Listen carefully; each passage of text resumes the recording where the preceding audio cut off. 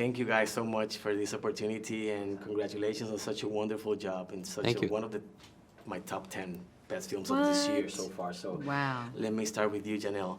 Something that caught my attention was is that you had the chance to contribute greatly in the creation of the characters. So how do you think this character evolved from the first draft of the script to what we ended up seeing on screen? Because Mr. Norton here brought his guitar playing skills.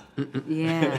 I mean, Ryan, you know, as writer-director, wrote the hell out of this film when I read the script, and when I read the character, I was just excited. Everything that was on the page, I was excited to just honor that first. And he's such a collaborative director that he would always ask, Janelle, what do you think? What do you think? What do you think? And so that's always the fun, when you can, you know, put little Easter eggs in about the character, from accent to even clothing. I mean, we worked with Jenny Egan, shout out to her, who was head of wardrobe, on the clothing, down to just mannerisms and all of that. But I always start with the spirit. You know, that's something that I think the actor has to do. You have to do that work. Like, what is the spirit of this character? You can talk through it with folks, but I think as I started to keep reading the script and doing my notes and having conversations with Ryan, the essence of who Andy was came out and revealed itself more throughout time. Yeah. Excellent. Thank you for that. So, Mr. Norton, I found very intriguing and fascinating how Ryan created this character. Probably had some similarities with some mega tech pop culture media moguls that I'm not going to mention. But was there any particular inspiration or source of inspiration outside of these guys that help you create the mindset for Miles? Look, I think that Miles's shoe will fit on a lot of people that we see out there right now, men and women alike. Yeah, okay. And I think I think sometimes it's, for Ryan and I, it was more fun to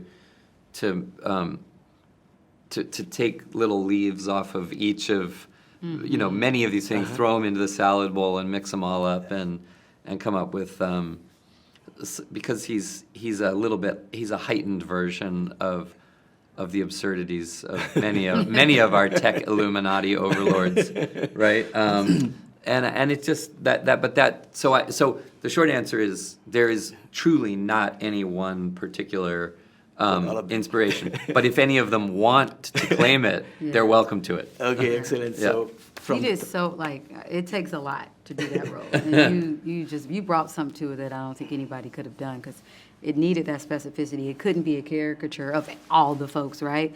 But it was like that energy, and I was just like in awe watching the film last night again, and just discovering lots of nuances. Excellent. Yeah. So one last question. Why do you think that generally this type of murder mystery whodunit genre are associated with these high-level groups, associated with opulence and you know, like a Wealthy, different rich, social class? Why do you twisted think that most people. of these films are associated with those kind of people? I mean, don't we want to see the rich being in disastrous situations, stabbing each other in the back, you know, bringing the knives out?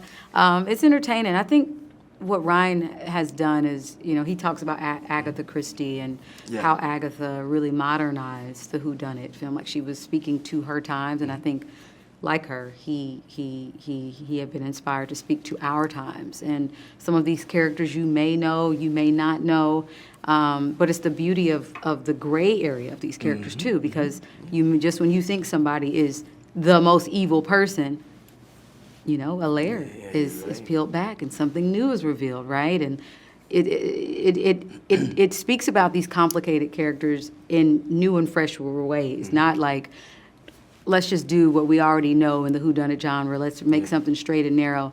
Ryan adds his own flair to it, and first and foremost, he makes it entertaining. It's a wild ride, yeah.